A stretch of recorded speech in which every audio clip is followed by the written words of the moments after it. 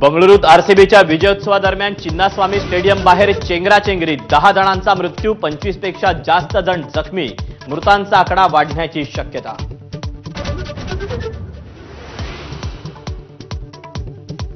Stadium बाहेर चेंगराचेंगरी होऊनही स्टेडियममध्ये आरसीबीच्या सत्काराचा कार्यक्रम संपन्न.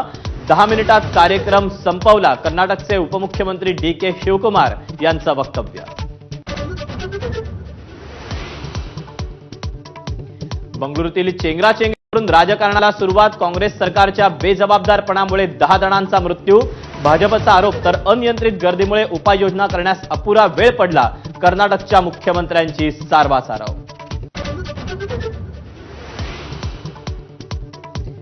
1 मार्च 2027 पासून जनगणना सुरू होणार. जातीय जनगणनेसोबतच जनगणना 2 टप्प्यामध्ये होणार असल्याची सूत्रांची माहिती.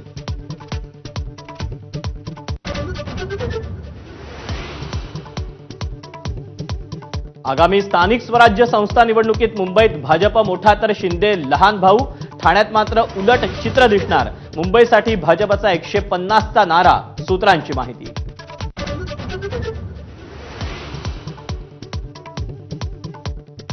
उपमुख्यमंत्री एकनाथ शिंदे पुन्हा नाराज असल्याची चर्चा. सह्याद्री अतिथीगृहात नियोजित 7 पैकी एकाही बैठकीला हजर नाहीत.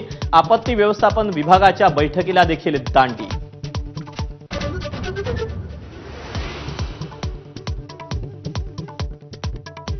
नाशिकमध्ये ठाकरेंच्या शिवसेनेत मोठं नाट्य. पक्षविरोधी काम केल्यानं सुधाकर बडगुजर यांची हकालपट्टी, तर कारवाई एकतर्फी असल्याची बडगुजर यांची टीका.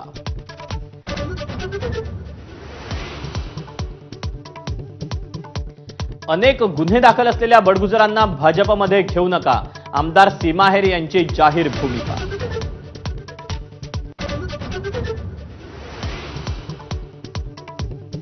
मनसेसोबत युतीवर आपल्याकडूनच कोणताच प्रॉब्लेम नाही. आता चेंडू राज ठाकरेंच्या कोर्टात.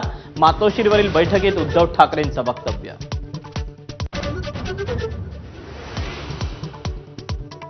हिंदी भाषेच्या सक्तीवरून राज ठाकरेंनी शिक्षण मंत्री दादा भुसेंना लिहिलं पत्र.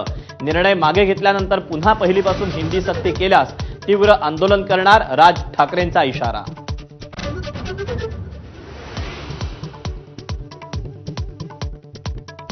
पवार काका पुतणे एकत्र येण्याची शक्यता धुसर. पुण्यात दोन्ही राष्ट्रवादीचा स्वतंत्र वर्धापन दिन. शक्ती प्रदर्शनासह आगामी स्थानिक स्वराज्य संस्थांच्या निवडणुकीची रणनीती ठरणार.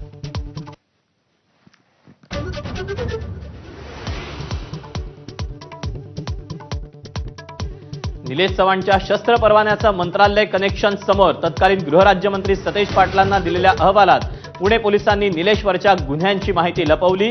एबीपी माझावर धक्कादायक खुलासा.